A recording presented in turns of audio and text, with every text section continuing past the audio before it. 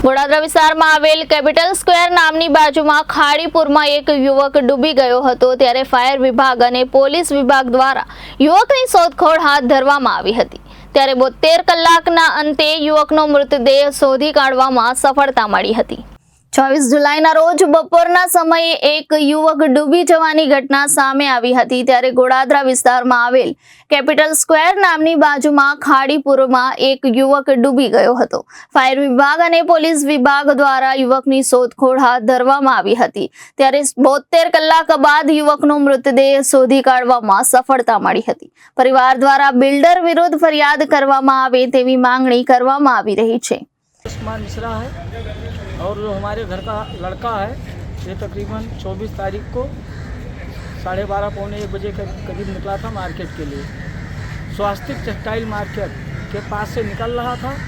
वहाँ पे करीबन 30 से 35 से 40 फुट का गड्ढा था। पाँव फिसलने से उस गड्ढे में चला गया। कोई बैरिकेटिंग नहीं थी, कोई व्यवस्था नहीं थी। हम बिल्डर के ऊपर FIR करेंगे। FIR चाहते हैं, उसके बाद में हम बॉडी को अपने पास में लेंगे। आज 4 दिन के बाद हमारा बच्चा मिला है और प्रशासन का मैं धन्यवाद देना चाहता हूँ। प्रशासन ने हमारे साथ बहुत अच्छा मदद किया है। जी તમારું નામ? હું ઈશ્વર Patel, divisional fire officer, Surat મહાનગરપાલિકા। 72 કલાક થઈ ગયા હતા, હવે બોડી મળી ગઈ છે, કેવી રીતના પ્રયત્ન કરવામાં આવ્યો?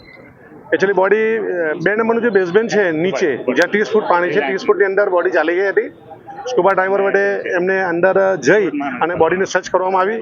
બોડીનું લોકેશન ખબર પડી ગયું કે ભાઈ 15 ફૂટ નીચે છે, બીજા બેઝમેન્ટની અંદર છે। તો ત્યાં અંદર જઈને બોડી લોકેશન કર્યા પછી પણ બોડીને અંદરથી કાઢીને બહાર લાવવાની બહુ ક્રિટિકલ હતી, જેમાં 3 ડ્રાઈવર્સની મદદ લઈ એટલે ફાયર ડિપાર્ટમેન્ટના 2 માર્શલો અને એક કંપનીના માણસો 3 ડ્રાઈવર્સને સાથે અંદર એકી સાથે ઉતારી બોડીની ઉપર આખી જે છે લોકો 3 જણા તાકાત કરીને બોડીને સેફ્ટી નીચેથી બહાર કાઢી અને બહારથી એ બોડીને બાંધી અને અન્ય જવાનો વડે ખેંચી અને બહાર કાઢવામાં આવી છે।